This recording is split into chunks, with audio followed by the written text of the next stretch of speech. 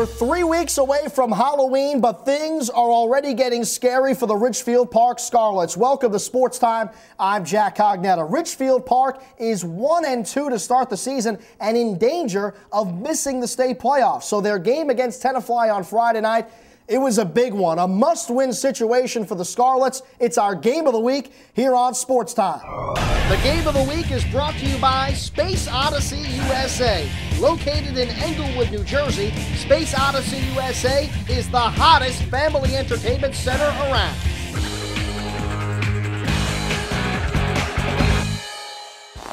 And let's go to the pit. Homecoming for the Scarlets as they were looking to take out the Tigers. First quarter, Tenafly driving ball at the 20. John Sobo rolls out to his right, and he's going to go deep to T.J. Parcells, who makes the catch. Tremendous catch, but watch the replay. Does he stay in bounds? Yes, he does. His right knee lands in bounds. It's a catch. Good call by the referees. Later in the drive, Sobo rolls to his left, and he's going to go 22 yards for the touchdown.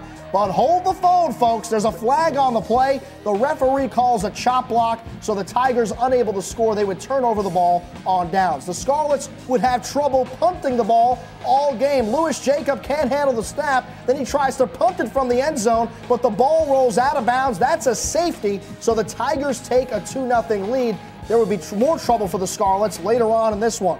After the free kick, Paul Hamersma in at quarterback, and he would put on a passing clinic. Finds Ryan Labatkin for a 20-yard gain. Next play, he's going to look to James Doherty. That's another Tigers first down.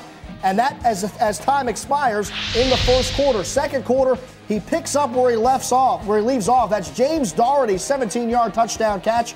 And the Tigers take an 8-0 lead over the Scarlets. And then the punting woes would continue for Ridgefield Park. Another high snap, doink, off the top of the toe. The Tigers recover. That's Gary Puckhaber. He'll take it 25 yards into Scarlet territory. They would kick a field goal, and now it's 11-0 Tenafly at the half. Could Kevin Albert and the Scarlets mount a comeback? We'll find out. Fourth quarter, the punting woes continue. This one deflects off a Scarlet player, and it's recovered by the Tigers in Scarlet territory, and Tenafly would take advantage. That's Chris Yearwood. He's going to punch it in from 16 yards out, and it's now 18-0 Tenafly. Wow. The next possession for Tenafly, they're going to put the nail in the coffin. Hamersma is going to roll out on the play fake. He'll find Doherty for the second time in the game, and Tenafly shuts out Ridgefield Park. Final score, 25-0. So Tenafly improves to a perfect 4-0 on the season, while the Scarlets drop to 1-3 and are in danger of not making the state playoffs. So the Scarlets have stumbled here in the early part of 2009. They've lost 3 of their first 4 games, but there is good news. Their next 4 games of the season are against teams with a combined winning percentage less than 500. That includes Dumont, Englewood, Queen of Peace, and Cliffside Park. The Scarlets will need to win all 4 of those games to make the state playoffs.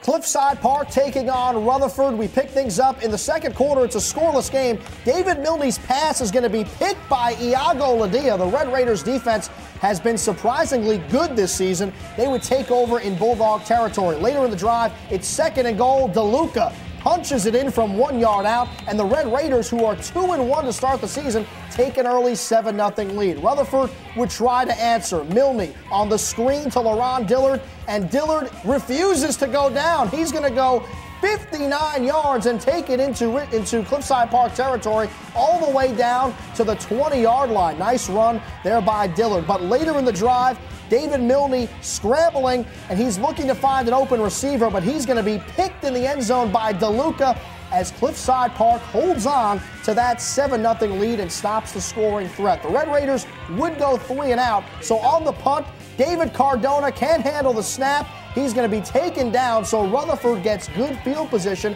and gets a chance to get right back into this one. Second and goal, ball at the 4, Milne to Thomas Allen in the corner of the end zone, and just like that, we're tied up at 7 at the half. We go to the third quarter, same score. Rutherford driving. Milne looking to throw. He's going to find his favorite target, LaRon Dillard, 38 yards for the score, and just like that, the Bulldogs take the lead. It's now 14-7. That takes us to the fourth quarter. Same score. They still lead by a touchdown. Milne looking, and he's going to find Dillard, and LaRon Dillard doing what he does best, running up the field. Another 59-yard pass play. He's shoestring tackled there by Iago Ladia to save the touchdown, but here comes the touchdown anyway. This one is deep to Tom Allen, his second touchdown of the game, and the Bulldogs a commanding 21-7 lead. And then they would put the nail in the coffin. Again, Milne rolls out. This is his fourth touchdown of the game. This one to James Gonzalez. It's 28-7 at that point as Rutherford goes on to knock off the Red Raiders. Final score, 28-14. So Cliffside Park drops to 2-2 on the season. Rutherford also evens their record at 2-2. The Bulldogs off to a good start. Taking a look at the BCSL American standings, no surprise here. Riverdale at the top with a perfect 4-0 record. Then you have the Tenafly Tigers, who are surprising a lot of people. They're also at 4-0. You have several teams tied at 2-2. And then there's the Ridgefield Park Scarlets, a very surprising 1-3 start to the season, even after bringing back 18 seniors. Joining us now is our SportsTime insider, Corey Doviak from NorthJerseySports.com, out at the world headquarters in Northvale, New Jersey. And Corey, I noticed you dressed up today. You got the Argyle on. This is what passes for dressed up here on the Rockland County border, Jack. Well, I'm glad to see that you are dressed for success, Corey. And one team, though, that is clearly not dressed for success is the Ridgefield Park Scarlets. They're now 1-3 on the season and in danger of not even making the state playoffs. Struggling a little bit, Jack, and we've talked about it ad nauseum since the season began in the BCSL American Division. Teams are so close, and special teams mistakes like they made in the punting game, that's going to hurt you because there's really no place else to pick up those points because nobody's dominating anybody except for Riverdale, which has separated themselves a little bit. You know, the little things are going to win games and lose games in the BCSL American, and it hasn't gone Ridgefield Park's way so far. In their remaining schedule, Corey, they play teams with a combined record that's well below 500. They play Dumont, Fort Lee, Cliffside Park, Queen of Peace. What do the Scarlets have to do to make a run and get that state playoff berth? Just clean up the mistakes, Jack. I mean, that's obviously it. And, you know, when you say those teams are all below 500, but they're so competitive. It's not like any of these teams are really being blown out. I mean, even Fort Lee gave teams a challenge so far this year. They're rebuilding under Bill Stroud, but they're making progress. Cliffside is a much better team, obviously, than they have been the last couple of years under Johnny Renew. So still there's not going to be any easy victories. So they're going to have to take care of the small stuff, take care of the football, and not give away easy points to the opponent in plus territory.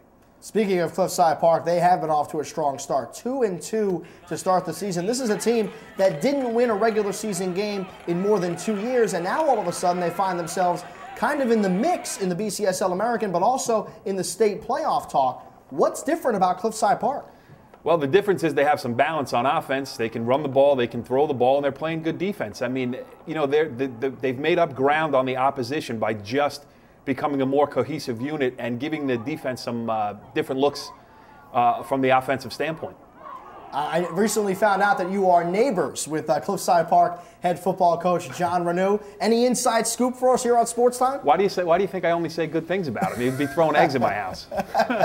Has he asked you for salt or sugar yet? No, and he hasn't even invited me over for a barbecue. You know, I'm going to have to go to we have gripe night in Northvale, and I'm going to go there and complain about my new neighbor for sure.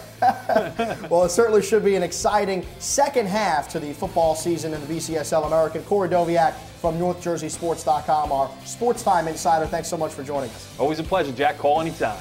Still to come here on SportsTime, Leonia boys soccer in action, looking to win a BCSL Olympic title. Plus, we hit the Catholic schools. Bergen Catholic taking on Ridgewood. It's a showdown, and it's next on SportsTime.